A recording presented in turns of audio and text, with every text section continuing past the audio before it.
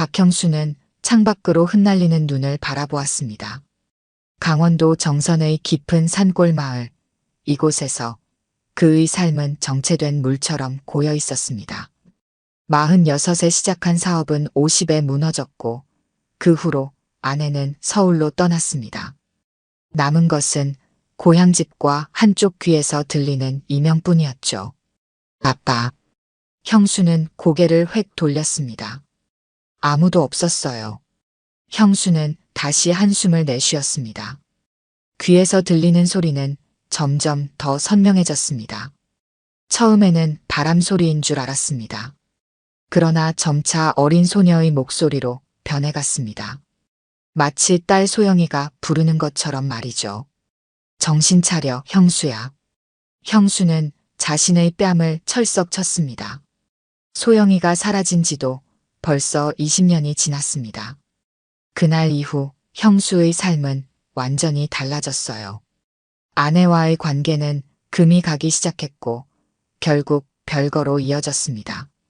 어떤 날은 아내가 미친 듯이 산을 헤매며 소영이를 찾았고 어떤 날은 형수가 경찰서를 찾아가 딸의 수색을 독촉했습니다.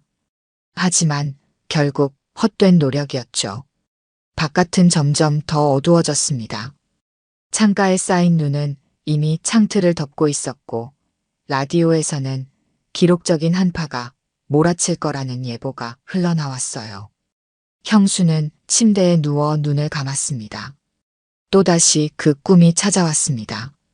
눈 덮인 산자락, 형수는 맨손으로 눈을 파헤치고 있었습니다. 손가락이 얼어붙어 감각이 없어도 형수는 계속해서 눈을 파냈어요. 그리고 무언가를 발견했습니다. 작은 손, 차가운 손. 형수는 소리를 지르며 눈을 떴습니다. 이마에는 식은 땀이 맺혀 있었고 심장은 미친 듯이 뛰고 있었어요. 벌써 새벽 4시였습니다. 형수는 일어나 물을 한 잔 마셨습니다. 거실 창문 너머로 눈은 여전히 내리고 있었습니다. 또 그 꿈이구나. 형수는 한숨을 내쉬었습니다. 최근 들어 매일 밤 같은 꿈을 꾸었어요. 형수는 옷을 갈아입고 집을 나섰습니다. 새벽인데도 눈이 내리는 마을길을 걷고 싶었습니다. 마음 한구석이 답답했거든요. 바람은 매섭게 불었고 눈은 그의 얼굴을 때렸습니다. 마을은 고요했습니다. 이제는 노인들만 남은 이 마을에서 새벽에 깨어있는 사람은 형수뿐이었을 거예요. 형수는 무작정 걸었습니다. 그러다 낯선 골목에 들어섰어요. 그곳에서 형수는 이상한 간판을 발견했습니다. 낡은 나무 판자에 쓰여진 글씨. 신령님이 잊힌 이름을 알려드립니다. 월화당. 간판 아래에는 불빛이 새어나왔습니다. 형수는 이상하게 끌렸어요. 발걸음은 자연스럽게 그곳으로 향했습니다. 문 앞에 서자 심장이 빠르게 뛰었어요. 형수는 문을 두드렸습니다. 들어오세요. 형수는 조심스럽게 문을 열었습니다. 무슨 힘에 이끌린 것처럼 형수는 그 낯선 집 안으로 발을 내디뎠습니다. 방 안은 생각보다 따뜻했습니다. 작은 난로 하나가 방 한가운데서 불꽃을 피우고 있었어요. 방은 허름했습니다. 오래된 벽지는 군데군데 찢어져 있었고 천장에는 물자국이 선명했습니다. 마치 오랫동안 사람이 살지 않았던 폐가처럼 보였죠. 그러나 방 구석에 앉아있는 사람은 이 집의 분위기와는 전혀 달랐습니다. 젊은 여자였어요. 20살 남짓으로 보이는 여자는 검은 머리카락을 단정하게 묶고 있었습니다. 민소매 원피스를 입고 있었는데 한겨울에 추워 보이지 않았어요. 그녀는 형수를 바라보았습니다. 두 눈이 마주쳤습니다. 형수는 그 자리에 얼어붙었어요. 그녀의 눈은 어딘가 익숙했습니다. 아니, 그보다 더 이상한 감정이 밀려왔어요. 마치 오랜 시간 찾아 헤매던 무언가를 발견한 것 같은 느낌이었습니다. 아버지, 이제야 오셨네요. 그녀의 목소리가 형수의 귀를 파고들었습니다. 그 순간 형수의 온몸이 굳었어요. 목소리였습니다. 그 목소리가 최근 귓가에서 들리던 바로 그 목소리였어요. 누구십니까? 형수의 목소리는 떨렸습니다. 손도 마찬가지였어요. 무당으로 보이는 이 젊은 여자는 자리에서 일어났습니다. 키는 작았습니다. 형수의 어깨쯤 되는 키였어요. 그녀는 천천히 형수에게 다가왔습니다. 그날 왜 절 불러주지 않았어요? 형수는 뒤로 한 걸음 물러났습니다. 무당의 눈에는 눈물이 고여 있었어요. 그리고 그 모습은 형수를 더욱 혼란스럽게 만들었습니다. 무슨 말씀을 하시는 건지. 저는 당신을 처음 뵀는데요. 형수가 말했습니다. 하지만 목소리에는 확신이 없었어요. 무언가 이상했습니다. 이 낯선 여자가, 아니, 무당이 자신을 아버지라고 부른 이유가 있었을 터였습니다. 20년 전 정선에서 아이를 잃으셨죠? 무당의 말에 형수는 숨을 들이켰습니다. 아무도 모르는 이야기였습니다.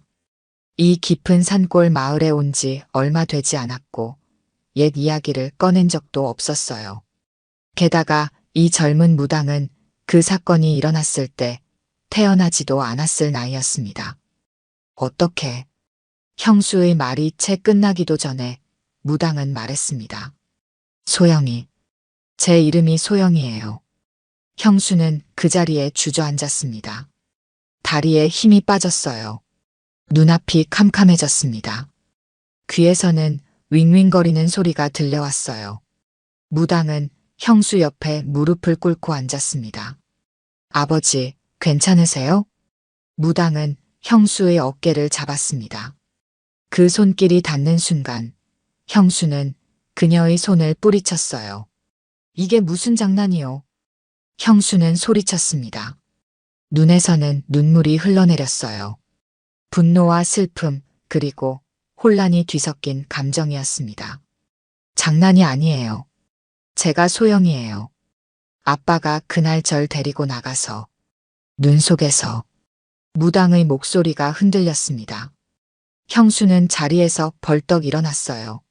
머릿속이 하얗게 변했습니다. 그날의 기억이 물밀듯이 밀려왔어요. 눈보라가 치던 날, 아내와의 다툼, 그리고 혼자 산으로 향했던 발걸음. 거짓말이야. 형수는 중얼거렸습니다. 하지만 그의 목소리에는 확신이 없었어요. 진실을 마주하고 싶지 않았기 때문이었습니다. 죄송해요, 아버지.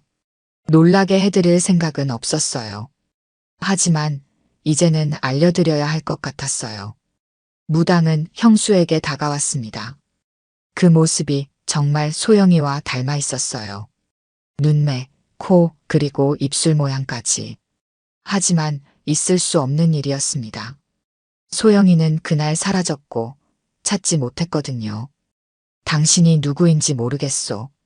하지만 이런 장난은 그만두시오. 내 딸은 그날. 형수는 말을 잇지 못했습니다. 무당은 슬프게 미소 지었어요. 아버지가 믿기 힘들다는 거 알아요. 내일 다시 오세요. 그때 제가 증명해 드릴게요. 형수는 아무 말도 하지 못한 채 점집을 나왔습니다. 바깥은 여전히 눈보라가 몰아치고 있었습니다.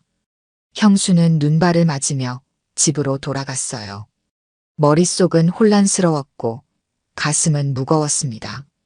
다음 날 아침 형수는 서울행 버스에 몸을 실었습니다. 머릿속에는 어젯밤의 일이 가득했어요. 무당의 얼굴이 자꾸만 떠올랐습니다. 소영이와 너무나 닮았습니다. 하지만 있을 수 없는 일이었죠. 소영이는 그날 사라졌고 경찰도 수색을 포기했었습니다. 버스는 서울로 향했습니다.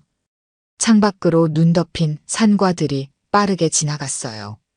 형수는 눈을 감았습니다. 마음은 이미 서울 용산구의 작은 아파트에 가 있었어요. 그곳에는 아내 김미자가 살고 있었습니다. 버스가 서울에 도착했을 때는 이미 저녁이었습니다. 형수는 곧장 미자의 아파트로 향했어요. 벨을 누르자 잠시 후 문이 열렸습니다. 미자는 형수를 보고 놀란 표정을 지었습니다.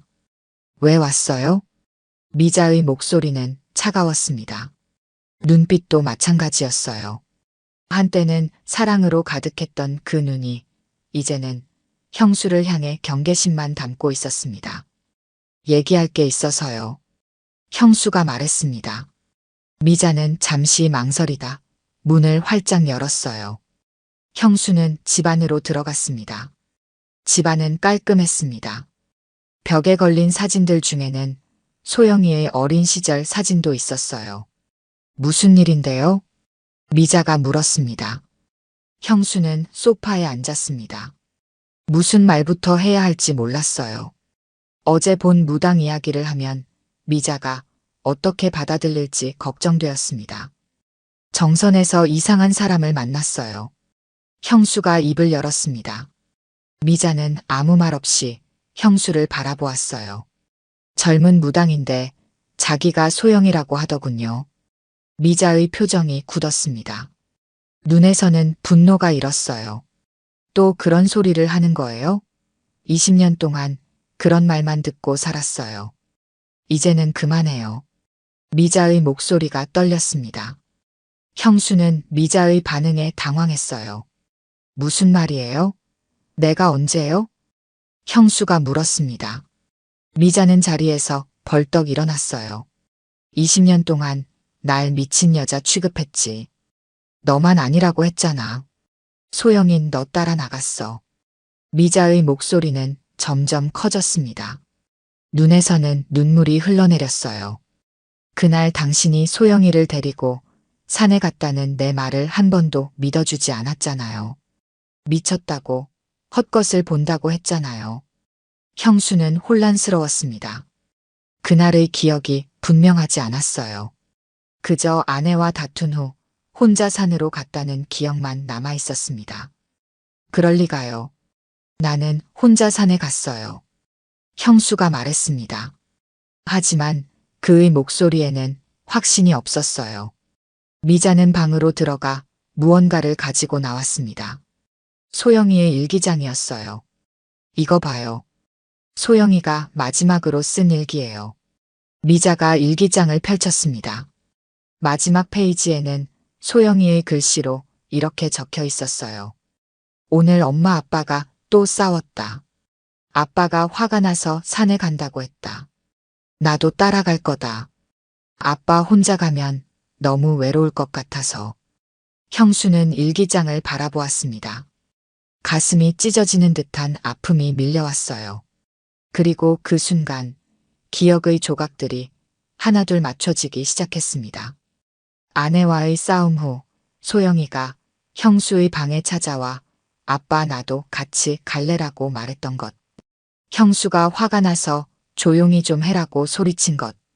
그리고 산으로 향하던 도중 뒤에서 들리던 발자국 소리. 기억이 나요? 미자가 물었습니다. 형수는 말없이 고개를 끄덕였어요. 눈에서는 눈물이 흘러내렸습니다. 소영이가 당신을 따라갔어요. 그리고 돌아오지 않았죠. 미자의 말에 형수는 몸을 떨었습니다. 그동안 부정하고 싶었던 진실이 그를 덮쳤어요. 기억이 안 났어요. 정말로 기억이 안 났어요. 형수가 중얼거렸습니다. 미자는 고개를 저었어요. 20년 동안 매일 밤 같은 악몽을 꾸면서도 기억이 안 났다고요? 미자의 말이 형수의 가슴을 찔렀습니다. 형수는 그 자리에 주저앉았어요. 그리고 그날의 기억이 완전히 되살아났습니다. 정선으로 돌아오는 버스 안, 형수는 창밖을 바라보았습니다. 서울에서의 하룻밤이 그를 완전히 변화시켰어요. 미자와 함께 오래된 사진첩을 펼쳐보며 형수는 그날의 기억을 하나하나 되살렸습니다. 소영이가 빨간 패딩 점퍼를 입고 형수 뒤를 따라 나섰던 일, 눈보라가 시작되자 형수가 뒤도 돌아보지 않고 빠르게 걸었던 일, 그리고 산에서 내려올 때 소영이가 보이지 않아 혼자 집에 돌아왔던 일까지. 버스가 정선에 도착했을 때는 이미 해가 저물고 있었습니다. 형수는 곧장 그 골목으로 향했어요. 월화당이라는 간판이 있던 그곳으로. 골목은 어제와 같았습니다. 눈은 여전히 쌓여 있었고 간판도 그대로였어요. 형수는 문을 두드렸습니다. 들어오세요. 익숙한 목소리가 들렸습니다. 형수는 문을 열고 들어갔어요. 무당은 어제와 같은 자리에 앉아 있었습니다. 하지만 오늘은 달랐어요. 형수의 눈에는 소영이의 모습이 더욱 선명하게 보였습니다. 어제보다 편안해 보이시네요, 아버지. 무당이 말했습니다. 형수는 무당 앞에 앉았어요. 당신이 정말 소영이라는 증거가 있소? 형수가 물었습니다. 무당은 미소를 지었어요. 제 왼쪽 귀 뒤에 작은 점이 있어요. 소영이한테도 있었죠. 형수의 눈이 커졌습니다. 소영이의 귀 뒤점은 가족들만 아는 비밀이었어요. 무당은 머리카락을 넘겨 왼쪽 귀를 보여주었습니다. 그곳에는 분명 작은 점이 있었어요. 그리고 소영이는 떡볶이를 먹을 때 항상 어금니로만 씹었어요. 이가 약해서 앞니로 씹으면 아팠거든요. 형수는 무당의 말에 놀랐습니다. 그 사실도 가족들만 알고 있었어요.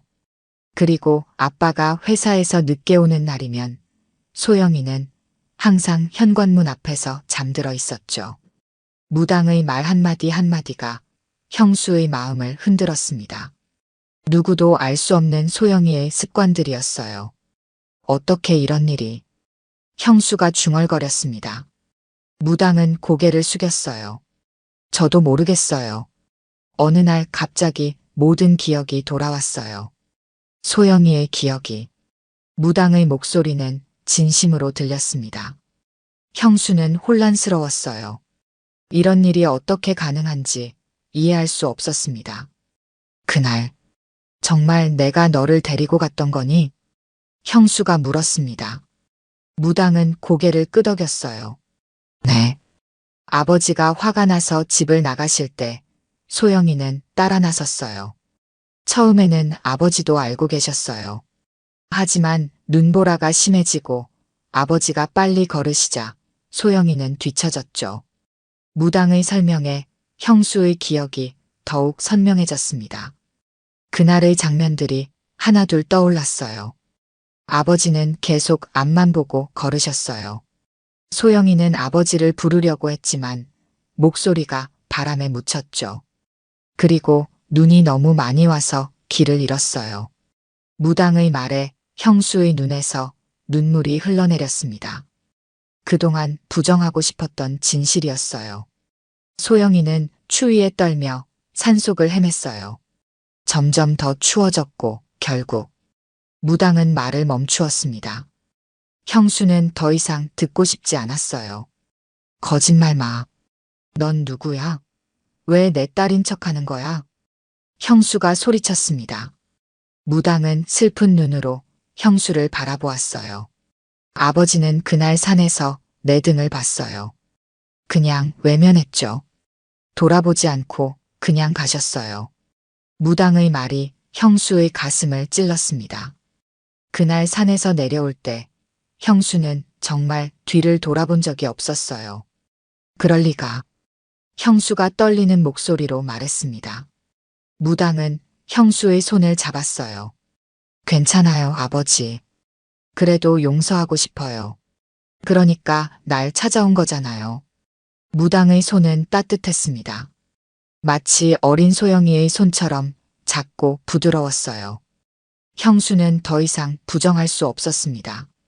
이 무당이 소영이일 수는 없지만 소영이의 모든 것을 알고 있었습니다. 소영아, 정말 미안하다. 형수의 목소리가 떨렸습니다. 무당은 미소를 지었어요. 아버지, 제가 보여드릴 게 있어요. 내일 아침에 산에 가요. 무당의 제안에 형수는 고개를 끄덕였습니다. 그리고 그날 밤 형수는 오랜만에 악몽 없이 잠을 잤어요. 이른 아침 형수와 무당은 함께 산으로 향했습니다. 하늘은 맑았고 눈은 그쳤지만 산길은 여전히 눈으로 덮여 있었어요. 무당은 앞장서서 걸었습니다. 그녀는 마치 이 길을 수없이 걸어본 것처럼 익숙하게 길을 찾아갔습니다. 많이 변했어요. 20년 전보다 나무들이 더 커졌네요. 무당이 말했습니다. 형수는 묵묵히 그녀를 따라갔어요. 그들은 산 중턱에 이르렀습니다. 그곳에는 작은 정자가 하나 있었고 그 옆에는 큰 바위가 자리하고 있었어요. 여기에요. 무당이 바위 앞에 멈춰 섰습니다. 형수도 걸음을 멈췄어요. 무당은 바위 옆의 눈을 가리켰습니다. 이 밑에요. 형수는 무당이 가리킨 곳을 바라보았습니다. 그곳은 평범한 눈밭처럼 보였어요. 하지만 무당의 확신에 찬 목소리에 형수는 주머니에서 작은 삽을 꺼냈습니다. 무당의 말을 따라 준비해온 것이었어요. 정말 여기에 뭐가 있는 거니? 형수가 물었습니다. 무당은 고개를 끄덕였어요. 파보세요. 형수는 삽으로 눈을 파기 시작했습니다. 눈은 생각보다 깊게 쌓여 있었어요. 그래도 형수는 계속해서 삽을 움직였습니다. 삽이 단단한 무언가에 부딪혔을 때 형수는 숨을 들이켰습니다. 뭐지? 형수가 중얼거렸습니다. 무당은 형수의 어깨에 손을 올렸어요. 계속 파보세요. 형수는 더 조심스럽게 눈을 파냈습니다. 그리고 마침내 눈 속에서 무언가가 드러났어요. 형수는 손을 뻗어 그것을 잡아당겼습니다. 작은 목걸이였습니다. 소영이의 이름이 새겨진 목걸이였어요. 이건 형수의 목소리가 떨렸습니다. 무당은 슬프게 미소 지었어요. 소영이의 목걸이예요. 할머니가 돌 때 선물해 주셨죠. 형수는 목걸이를 꽉 쥐었습니다. 눈물이 그의 뺨을 타고 흘러내렸어요. 그리고 그 순간 형수는 눈 속에서 또 다른 것을 발견했습니다. 작은 뼈 조각이었어요. 형수는 그 자리에 주저앉았습니다. 무당은 형수의 옆에 무릎을 꿇고 앉았어요. 이제 아시겠죠? 소영이는 여기서. 무당의 말이 채 끝나기도 전에 형수는 자리에서 벌떡 일어났습니다. 그리고 휴대폰을 꺼내 경찰에 신고했어요. 저기요, 정선군 산 중턱에 있는 정자 옆 바위에서 유해가 발견됐습니다. 20년 전 실종된 제 딸일 가능성이 높습니다. 형수의 목소리는 떨렸지만 또렷했습니다. 무당은 조용히 바위에 기대어 서 있었어요. 그녀의 눈에는 평온함이 깃들어 있었습니다. 경찰이 도착하기까지 2시간이 걸렸습니다. 그동안 형수와 무당은 그 자리를 지켰어요. 아무 말도 하지 않았지만 두 사람 사이에는 이상한 유대감이 흘렀습니다. 마침내 경찰과 법의학팀이 도착했습니다. 그들은 현장을 조사하기 시작했어요. 더 많은 유해가 발견되었고 목걸이 외에도 소영이의 것으로 보이는 옷 조각들이 나왔습니다. 박형수 씨, 이건 분명 사람의 유해가 맞습니다. DNA 검사를 해봐야 확실히 알겠지만 상황으로 보았다님일 가능성이 높아 보이네요. 경찰관이 말했습니다. 형수는 고개를 끄덕였어요. 경찰관은 주변을 둘러보았습니다. 지형을 봤을 때 이곳은 산사태 흔적이 있어요. 20년 전 폭설이 내렸을 때 작은 산사태가 있었고 이 바위 주변이 무너졌을 가능성이 높습니다. 경찰관의 설명에 형수는 고개를 끄덕였습니다. 그제서야 모든 것이 이해됐어요.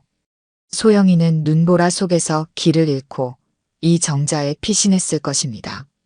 그리고 산사태가 일어나 눈과 흙더미에 묻혔을 거예요. 이런 지형이라면 20년 전 수색에서도 발견하기 어려웠을 겁니다. 수색견도 깊은 눈 속에 묻힌 흔적은 찾기 힘들거든요. 경찰의 말에 형수는 아무 말도 하지 못했습니다. 그저 무당을 바라보았어요. 무당은 슬픈 미소를 지었습니다. 소영이가 찾아졌네요. 이제 편히 쉴 수 있겠어요. 무당이 말했습니다. 형수는 무당에게 다가갔어요. 당신은 정말 누구시오? 어떻게 이곳을 알았소? 형수가 물었습니다. 무당은 고개를 저었어요. 중요한 건 소영이를 찾은 거예요. 이제 집에 가세요, 아버지. 아내도 이 소식을 알아야 할 테니까요. 무당은 그렇게 말하고 천천히 산을 내려가기 시작했습니다. 형수는 그녀를 따라가려 했지만 경찰이 형수를 붙잡았어요. 박형수 씨, 몇 가지 진술을 받아야 합니다. 형수는 멈춰섰습니다. 그리고 고개를 돌려 무당이 사라지는 모습을 바라보았어요.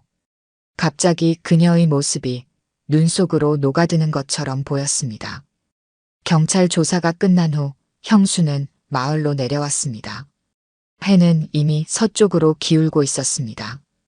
형수의 발걸음은 무거웠지만 마음은 이상하게 가벼웠습니다. 20년 동안 풀리지 않았던 의문이 마침내 해결되었기 때문이었습니다. 소영이는 그날 눈보라 속에서 길을 잃고 정자에 피신했다가 산사태에 휘말려 눈더미에 갇혔던 것입니다. 형수가 그녀를 버리지 않았다는 사실이 그를 위로했습니다. 하지만 동시에 뒤를 돌아보지 않고 앞만 보고 걸었던 자신에 대한 후회도 밀려왔습니다. 형수는 점집으로 향했습니다. 그 신비로운 무당에게 감사 인사를 전하고 싶었습니다. 어떻게 그녀가 소영이의 유해가 있는 곳을 알았는지 여전히 의문이었지만 그녀 덕분에 마침내 진실을 알게 되었습니다. 골목에 접어들자 형수는 이상함을 느꼈습니다. 월화당 간판이 보이지 않았습니다. 형수는 걸음을 재촉했습니다. 그리고 마침내 점집이 있던 자리에 도착했을 때 형수는 충격에 말을 잃었습니다. 점집은 사라졌습니다. 그곳에는 오래된 폐가만 남아 있었습니다.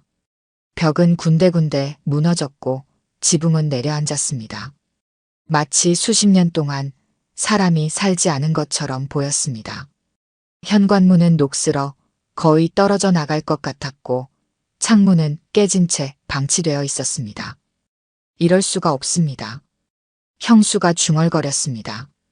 어제까지만 해도 이곳에는 분명 점집이 있었습니다. 작은 난로에서는 불이 피어올랐고 젊은 무당이 앉아 있었습니다.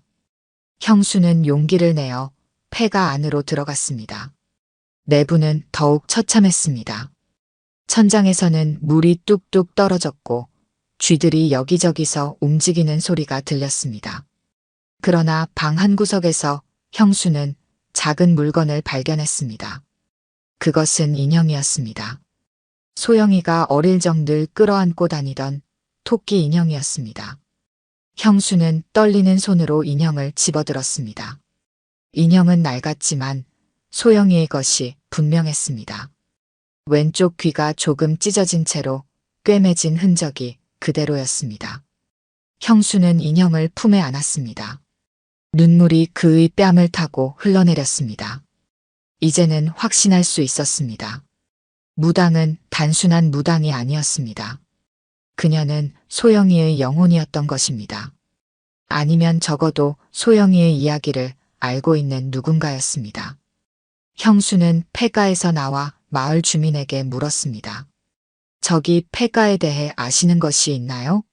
어제까지만 해도 거기 점집이 있었는데요. 나이든 주민은 고개를 갸웃거렸습니다. 거기 사람 산지 오래됐어. 10년도 더 된 것 같네. 겨울만 되면 혼자 웅크리고 있는 여자 귀신 봤단 얘긴 들었지. 형수는 등줄기에 한기가 흐르는 것을 느꼈습니다. 주민의 말에 따르면 그 집은 오래전부터 빈집이었고 아무도 살지 않았습니다. 그렇다면 어제 그가 만난 무당은 누구였을까요? 어떻게 그녀는 소영이에 관한 모든 것을 알고 있었을까요? 형수는 인형을 더욱 꽉 쥐었습니다. 소영이의 냄새가 희미하게 느껴지는 것 같았습니다. 하늘에서는 눈이 다시 내리기 시작했습니다. 형수는 천천히 집으로 향했습니다. 머릿속은 혼란스러웠지만 가슴은 이상하게 평화로웠습니다. 집에 돌아온 형수는 미자에게 전화를 걸었습니다. 경찰은 이미 그녀에게 연락했을 테지만 형수는 직접 이야기하고 싶었습니다. 소영이를 찾았어요.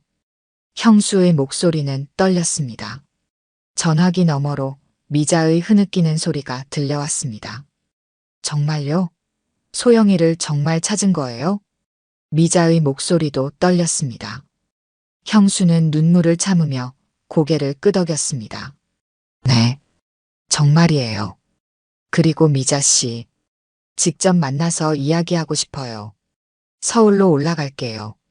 전화를 끄는 형수는 창밖을 바라보았습니다.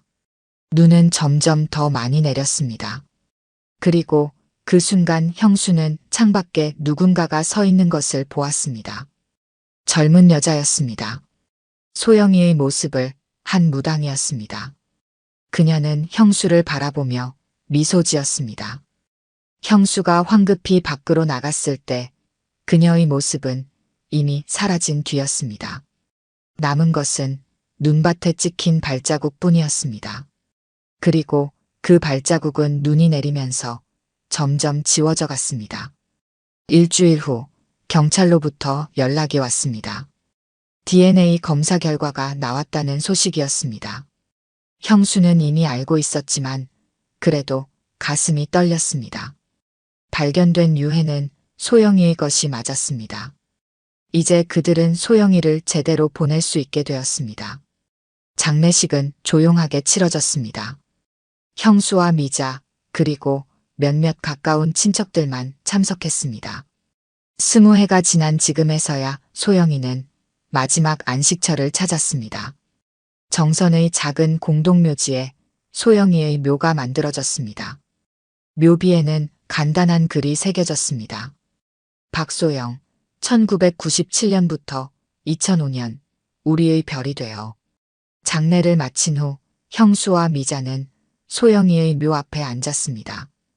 주변은 고요했고 하늘에서는 가벼운 눈이 내리고 있었습니다. 두 사람은 한동안 아무 말도 하지 않았습니다. 그저 묘비를 바라보며 각자의 생각에 잠겨 있었습니다. 어떻게 그 무당이 소영이의 유해가 있는 곳을 알았을까요? 미자가 마침내 침묵을 깼습니다. 형수는 고개를 저었습니다. 모르겠어요. 하지만 그녀가 아니었다면 우리는 영원히 소영이를 찾지 못했을 거예요. 형수의 말에 미자는 고개를 끄덕였습니다. 눈에서는 눈물이 흘러내렸습니다. 소영이가 그날 산에서 당신을 따라갔다고 생각하면서 20년을 살았어요. 당신을 원망하면서요. 그런데 이제 와서 소영이가 산사태에 휘말렸다는 사실을 알게 되니 마음이 더 아파요. 미자의 목소리는 떨렸습니다. 형수는 고개를 숙였습니다.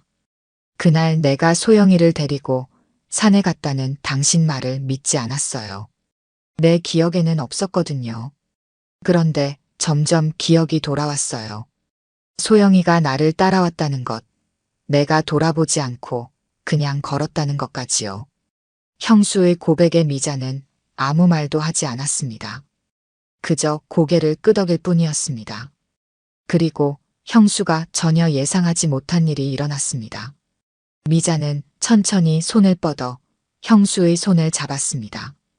20년 만에 처음으로 미자가 형수의 손을 자발적으로 잡은 것입니다.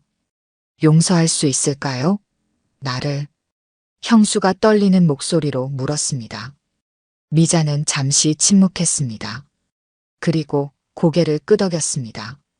당신도 피해자예요. 당신은 그날의 기억을 잊었고 나는 그 기억에 갇혀 살았어요. 우리 둘 다 소영이를 잃은 슬픔을 각자의 방식으로 견뎌온 거죠. 미자의 말에 형수의 눈에서 눈물이 흘러내렸습니다. 그것은 용서의 말이었습니다. 20년 동안 그가 갈구해온 용서였습니다. 서울로 돌아오지 않을래요? 미자가 물었습니다. 형수는 놀란 눈으로 미자를 바라보았습니다. 정말요? 형수가 물었습니다. 미자는 고개를 끄덕였습니다. 소영이를 찾았으니 이제 우리도 새로 시작할 수 있지 않을까요? 함께요. 미자의 제안에 형수는 말을 잇지 못했습니다. 감정이 복받쳐 올라왔습니다. 20년 동안 그는 자신을 용서하지 못했습니다. 하지만 이제 미자가 그를 용서했습니다. 그것은 형수에게 새로운 시작의 가능성을 열어주었습니다. 네, 돌아갈게요. 함께 다시 시작해요. 형수가 마침내 대답했습니다. 미자는 미소를 지었습니다. 그것은 20년 만에 형수가 보는 미자의 진짜 미소였습니다.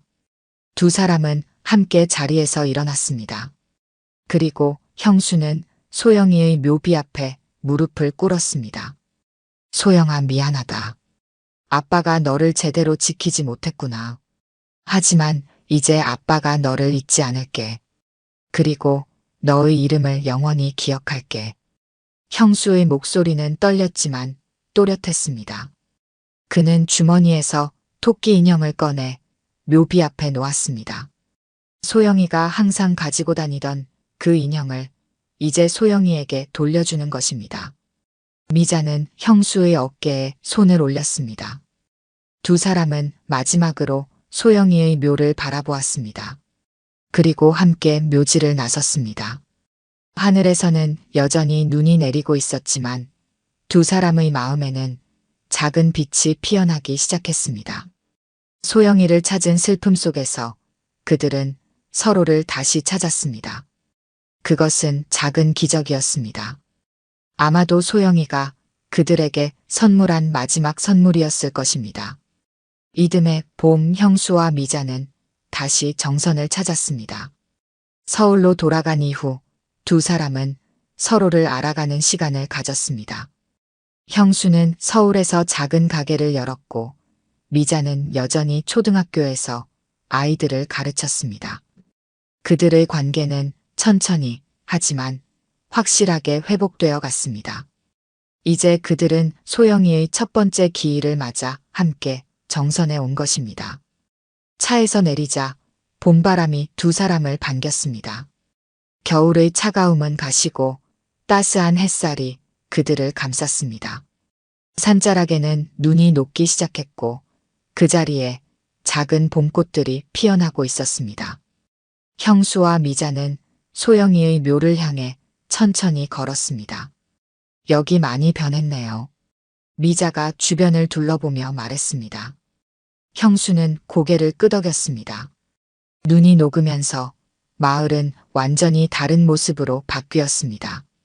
겨울에는 하얀 눈으로 덮여 있었지만 지금은 푸른 새싹들이 땅을 뒤덮고 있었습니다. 소영이도 이 변화를 좋아했을 거예요. 형수가 말했습니다. 미자는 미소를 지었습니다. 그녀는 가방에서 작은 꽃다발을 꺼냈습니다. 소영이가 좋아했던 들꽃으로 직접 만든 것이었습니다. 소영이의 묘에 도착하자 두 사람은 잠시 말을 잊었습니다. 묘 앞에는 형수가 마지막으로 놓아둔 토끼 인형이 여전히 있었습니다. 겨울 내내 비바람을 맞았음에도 인형은 묘비 옆에 그대로 누워 있었습니다. 마치 소영이를 지키고 있는 것처럼 말입니다. 미자는 무릎을 꿇고 묘비를 손으로 쓰다듬었습니다. 그리고 꽃다발을 놓았습니다. 형수도 미자 옆에 무릎을 꿇었습니다. 소영아, 엄마 아빠가 왔어. 이제 우리는 함께야. 내가 원하던 대로 말이야. 미자의 목소리는 따뜻했습니다. 형수는 가방에서 작은 사진첩을 꺼냈습니다. 그것은 소영이의 사진첩이었습니다. 소영이가 태어났을 때부터 사라지기 전까지의 모든 순간이 담겨 있었습니다. 소영아, 아빠가 이 사진들을 정리했어. 정말 행복했던 순간들이 많았구나. 형수가 사진첩을 펼쳤습니다. 첫 페이지에는 갓 태어난 소영이의 모습이 있었습니다. 그 옆에는 형수와 미자가 환하게 웃고 있었습니다. 그 시절에는 그들의 미래가 얼마나 밝아 보였는지 모릅니다. 이 사진 기억나요? 소영이 돌잔치 때 찍은 거예요. 미자가 한 장의 사진을 가리켰습니다. 형수는 미소를 지었습니다. 사진 속 소영이는 돌복을 입고 환하게 웃고 있었습니다. 그리고 그 옆에는 형수와 미자가 행복한 표정으로 서 있었습니다. 소영이가 연필을 집어서 모두가 놀랐었죠. 우리 딸이 공부를 잘할 거라고 좋아했었는데. 형수가 말했습니다. 미자는 눈물을 닦았습니다. 그것은 슬픈 눈물이 아니라 소중한 추억을 떠올리며 흘리는 행복한 눈물이었습니다. 두 사람은 천천히 사진첩의 페이지를 넘겼습니다. 소영이의 첫 걸음마, 첫 유치원 등원, 첫 생일 파티. 그 모든 순간들이 이제는 소중한 추억이 되었습니다. 형수와 미자는 소영이의 짧았던 생애를 함께 되돌아보았습니다. 마지막 페이지에는 소영이가 사라지기 하루 전 찍은 사진이 있었습니다. 소영이는 빨간 패딩 점퍼를 입고 환하게 웃고 있었습니다. 그 웃음은 너무나 순수하고 행복해 보였습니다. 소영이 덕분에 우리가 다시 만났네요. 미자가 형수를 바라보며 말했습니다. 형수는 고개를 끄덕였습니다. 그리고 미자의 손을 잡았습니다. 그날 외면한 건 너도 나도 아니었어요. 그냥 내가 너무 약했어요. 소영이를 제대로 찾지 못했고 당신의 말을 믿지 못했어요. 형수의 고백에 미자는 형수의 손을 꽉 잡았습니다. 그리고 고개를 저었습니다. 우리 모두 실수했어요. 하지만 이제는 서로를 용서하고 앞으로 나아갈 시간이에요. 소영이도 그것을 원할 거예요. 미자의 말에 형수는 고개를 끄덕였습니다. 그는 묘비를 바라보았습니다. 햇살이 묘비에 반사되어 마치 소영이가 미소 짓고 있는 것처럼 보였습니다. 형수는 사진첩을 묘비 앞에 조심스럽게 놓았습니다. 그리고 토끼 인형을 집어들었습니다. 인형은 겨울 내내 밖에 있었지만 이상하게도 손상되지 않았습니다. 마치 누군가가 잘 보살핀 것처럼 깨끗했습니다. 이 인형을 우리가 가져가도 괜찮을까요? 소영이의 흔적을 조금이라도 간직하고 싶어서요. 형수가 미자에게 물었습니다. 미자는 미소를 지으며 고개를 끄덕였습니다. 형수는 인형을 조심스럽게 가방에 넣었습니다. 두 사람은 자리에서 일어났습니다. 그리고 마지막으로 소영이의 묘를 바라보았습니다.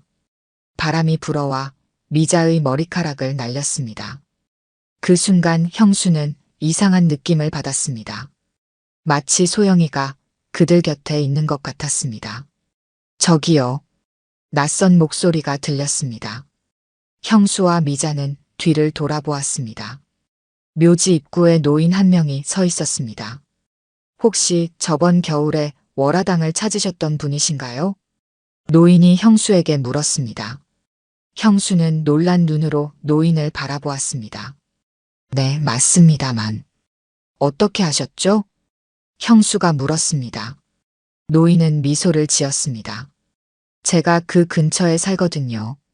젊은 무당이 당신을 기다리고 있다고 했어요. 그런데 당신이 오니까 사라졌대요.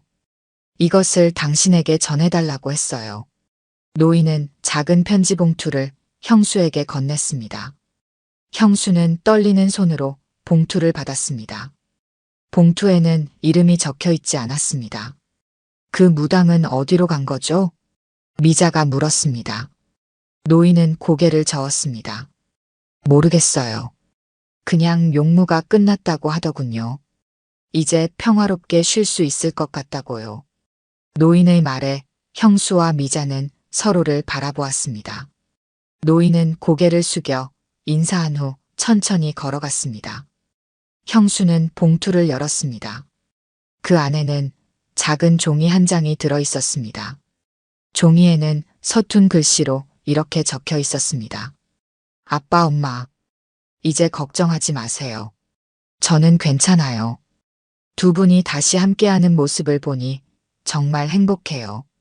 영원히 사랑해요. 편지에는 서명이 없었습니다. 하지만 형수와 미자는 누가 썼는지 알았습니다. 미자는 형수의 어깨에 기대었습니다. 형수는 미자를 안아주었습니다. 둘의 눈에서는 눈물이 흘러내렸습니다. 하지만 그것은 슬픈 눈물이 아니었습니다. 하늘에서는 봄비가 내리기 시작했습니다. 그 비는 마지막 눈을 녹이고 새로운 생명을 깨우는 비였습니다. 형수와 미자는 묘지를 떠났습니다. 그들의 발걸음은 이제 과거가 아닌 미래를 향하고 있었습니다. 카메라는 천천히 두 사람의 모습에서 멀어졌습니다. 그리고 하늘에서 봄비가 내리는 모습으로 전환되었습니다. 봄비는 눈을 녹이고 그 자리에 새로운 꽃들이 피어났습니다. 마치 새로운 시작을 알리는 것처럼 말입니다. 그리고 화면은 서서히 하얀색으로 변해갔습니다. 마치 눈처럼 순수한 하얀색으로 말입니다. 오늘 들려드린 이야기가 여러분의 마음에 작은 울림이 되었기를 바랍니다. 이야기가 좋으셨다면 좋아요와 구독 부탁드려요. 다음 사연을 들려드리는데 큰 힘이 된답니다. 그리고 여러분의 이야기도 댓글로 들려주세요. 다음 이야기 때 또 뵙겠습니다. 서울 강남의 작은 사무실, 강현주는 모니터 화면에 시선을 고정한 채 한숨을 내쉬었습니다. 50이 넘은 나이에 과장 직함이 무색하게 젊은 신입사원들의 실수를 바로잡느라 밤늦게까지 야근하는 날이 많아졌습니다. 피로감이 몰려왔지만 현주는 다시 모니터를 응시했습니다. 그에게는 여유를 부릴 시간이 없었습니다. 과장님, 퇴근 안 하세요? 이제 거의 9시가 다 됐는데요. 옆자리 동료의 말에 현주는 시계를 확인했습니다. 시간이 이렇게 흘렀다는 사실에 놀라며 서둘러 가방을 챙겼습니다. 수연이에게 오늘도 약속을 지키지 못했다는 생각에 마음이 무거웠습니다. 아, 네. 이제 퇴근할게요. 고생하셨습니다. 그렇게 말하고 사무실을 나서는 현준의 발걸음은 무거웠습니다. 8년 전 아내 이윤정이 제주도 여행 중 실종된 이후로 그의 삶은 딸 수연을 위한 것이었습니다. 싱글 파더로 살아가는 것은 결코 쉽지 않았지만 현주는 묵묵히 자신의 역할을 해냈습니다. 집으로 돌아오는 지하철 안에서 현주는 핸드폰을 꺼내 메시지를 확인했습니다. 대학을 졸업하고 호주 시드니로 워킹 홀리데이를 떠난 수연의 소식이 궁금했습니다. 처음에는 딸을 혼자 먼 타국으로 보내는 것이 걱정됐지만 수연은 생각보다 빨리 적응해 지내고 있었습니다. 아빠, 오늘은 시드니 오페라 하우스 구경했어요. 너무 예뻐서 사진 보내요. 잘 지내죠? 수연의 메시지와 함께 여러 장의 사진이 도착해 있었습니다. 현주는 미소를 지으며 사진들을 하나씩 넘겨보았습니다. 햇살 아래 빛나는 오페라 하우스, 수연이 친구들과 함께 찍은 셀카, 그리고 항구가 보이는 작은 카페에서 찍은 사진. 그런데 마지막 사진에서 현준의 손가락이 멈췄습니다. 사진 속 배경, 카페 테라스 너머로 걸어가는 여성의 모습이 눈에 들어왔습니다. 그냥 지나칠 수도 있었던 순간이었지만 현준의 심장은 빠르게 뛰기 시작했습니다. 손가락으로 화면을 확대해 보았습니다. 이럴 수가. 현준의 목소리가 떨렸습니다. 사진 속 여성은 분명 8년 전 실종된 아내 윤정이었습니다. 나이가 들긴 했지만 틀림없었습니다. 그 걸음걸이, 머리를 넘기는 모습, 무엇보다 윤정만의 독특한 미소가 희미하게 보였습니다. 지하철은 현준의 정거장에 도착했지만 그는 일어날 생각도 못한 채 사진을 계속 들여다보았습니다. 정신을 차린 건 안내방송이 끝나갈 무렵이었습니다. 서둘러 지하철에서 내려 집으로 향했습니다.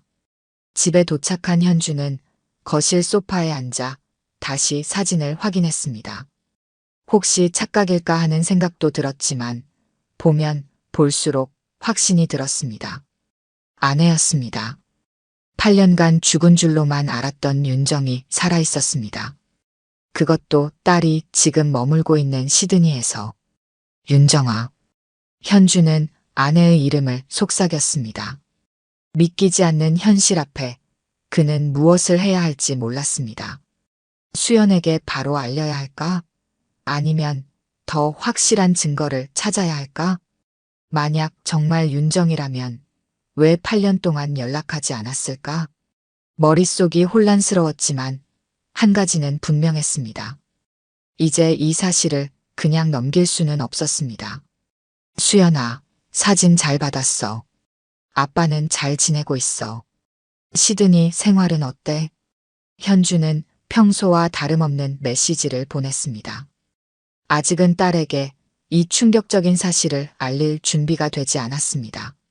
먼저 확실한 확인이 필요했습니다. 창밖으로 서울의 밤이 깊어갔습니다. 현주는 오랜만에 찾아낸 위스키 병을 꺼내 한 잔 따랐습니다. 오래전 윤정과 함께 마시던 술이었습니다. 8년이 지났지만 그 기억은 여전히 선명했습니다. 도대체 무슨 일이 있었던 거야? 현주는 혼잣말을 중얼거리며 술잔을 들었습니다. 내일은 어떻게 해야 할지, 누구에게 이 이야기를 해야 할지 생각하며 깊은 밤을 보냈습니다. 아침이 밝았습니다. 현주는 거의 뜬 눈으로 밤을 새웠습니다. 사진 속 윤정의 모습이 머릿속에서 떠나지 않았기 때문입니다. 컴퓨터를 켜고 사진을 더 크게 확대해 보았습니다. 흐릿해진 화질 속에서도 윤정임이 틀림없었습니다. 이게 정말 맞다면. 현주는 오래된 사진첩을 꺼냈습니다. 가족여행, 결혼식, 수연의 초등학교 입학식. 모든 사진 속에서 윤정은 환하게 웃고 있었습니다. 제주도로 떠나기 직전 찍은 가족 사진에서 현주는 손가락을 멈췄습니다. 윤정의 미소가 어딘가 공허해 보였습니다. 그때는 미처 알아채지 못했던 아내의 표정이 지금에서야 보였습니다. 어쩌면 내가 뭔가를 놓친 걸까? 핸드폰이 울렸습니다. 회사 동료였습니다. 과장님, 오늘 중요한 회의 있으신데 어디 계세요? 벌써 시작했는데요. 현주는 시계를 확인했습니다. 아침 10시 30분. 평소라면 있을 수 없는 일이었습니다. 죄송합니다. 개인 사정이 있어서 오늘 하루 휴가 쓰겠습니다. 전화를 끊고 현주는 결심했습니다. 이대로는 아무것도 할 수 없었습니다. 누군가에게 의논해야 했습니다. 주소록을 뒤적이다 최민석의 번호를 찾았습니다. 고등학교 동창이자 몇 년 전 시드니로 이민 간 친구였습니다. 국제전화 연결음이 몇 번 울리고 민석의 목소리가 들렸습니다. 여보세요? 현준이 너냐? 이런, 몇 년 만이야? 민석아, 나 좀 도와줘야겠어. 현주는 떨리는 목소리로 상황을 설명했습니다. 수연이 보낸 사진, 그 속에 담긴 윤정의 모습, 8년간의 의문 모든 것을 털어놓았습니다. 야, 이거 정말 확실해? 혹시 비슷한 사람 아니야? 아니야, 윤정이 맞아. 내가 어떻게 아내를 못 알아보겠어. 민석은 잠시 침묵했습니다.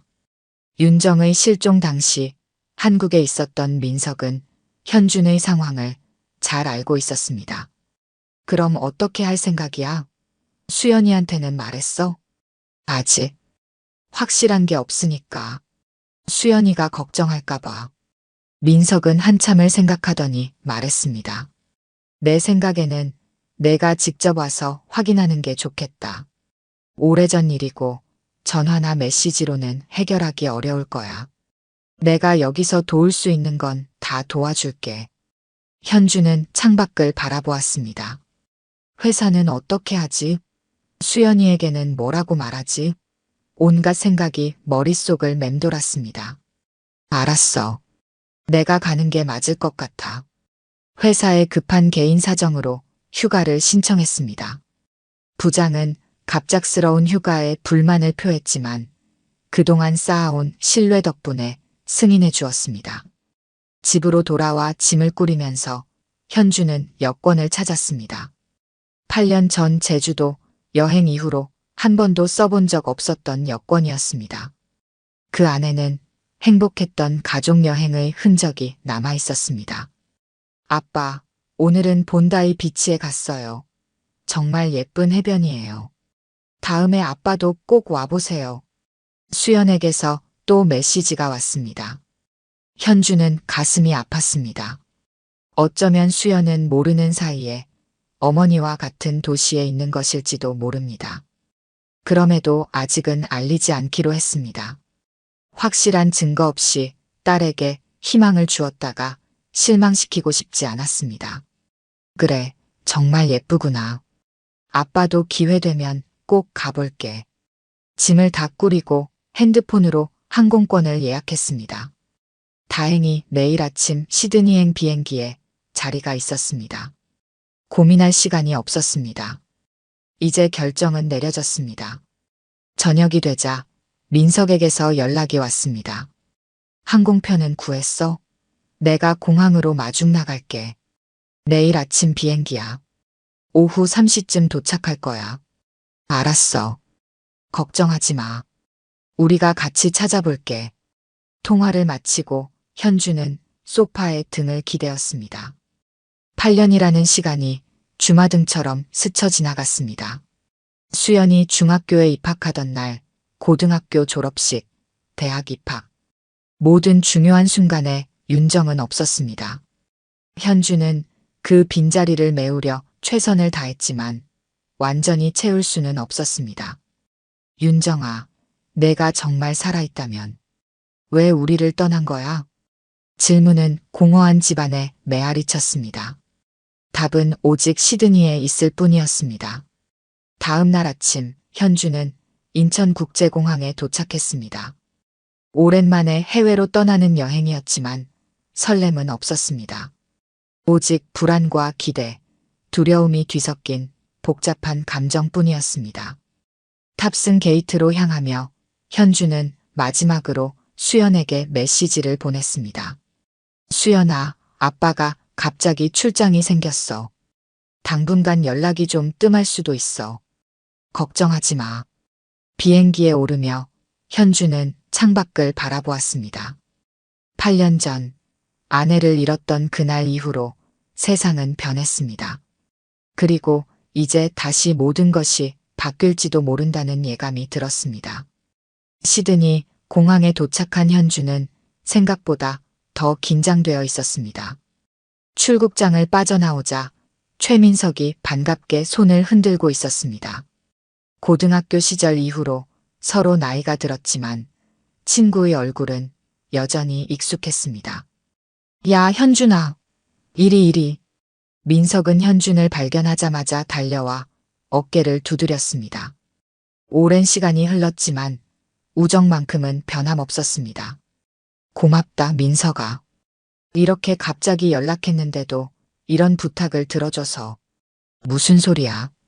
너랑 윤정이가 얼마나 행복한 부부였는지 내가 잘 아는데.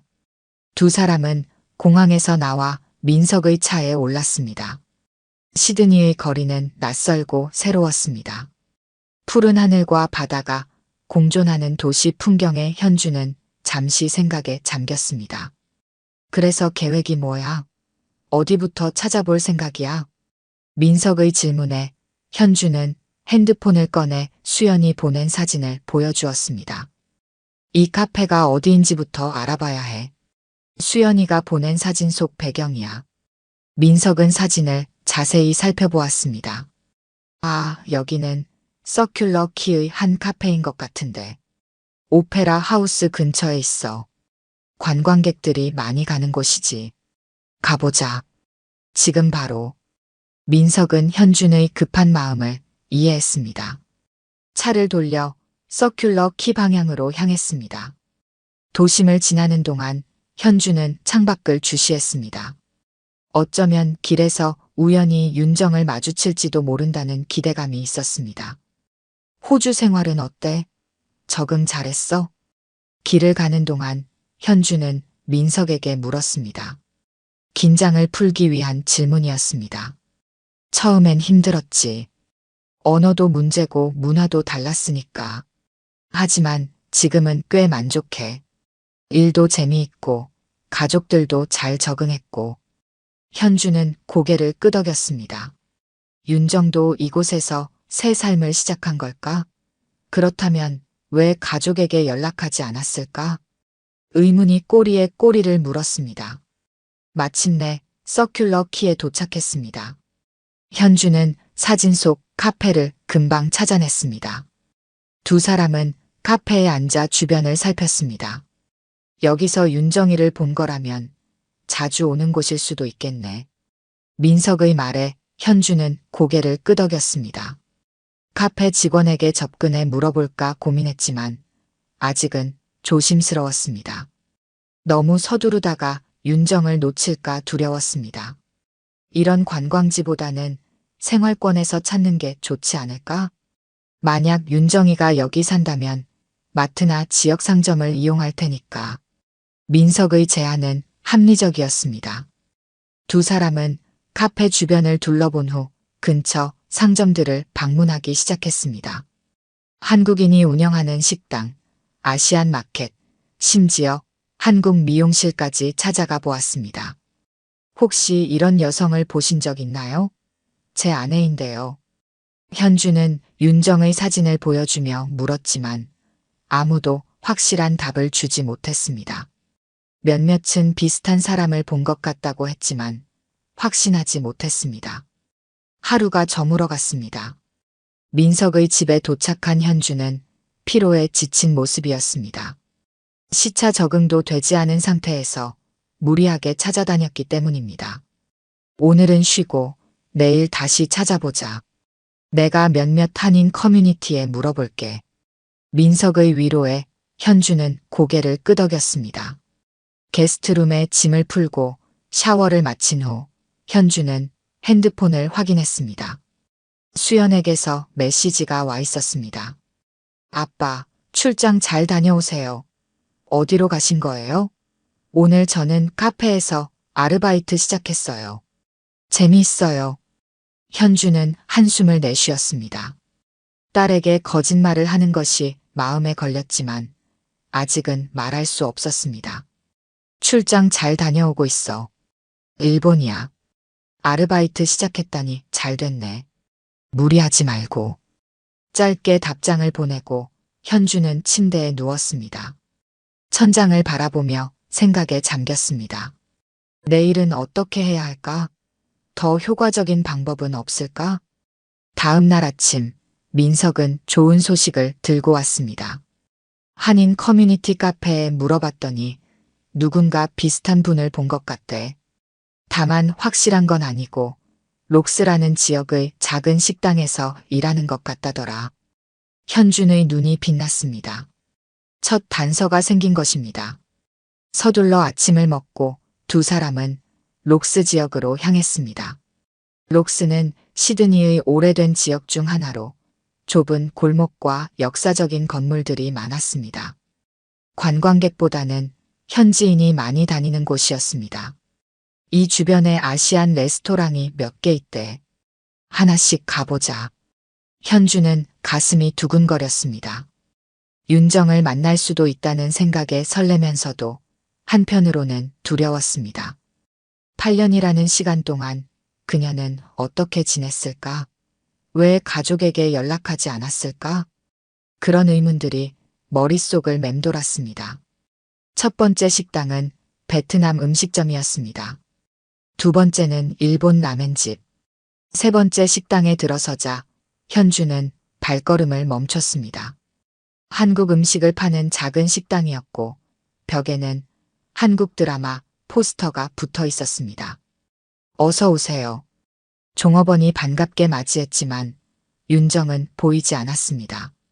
현주는 실망했지만 포기하지 않았습니다.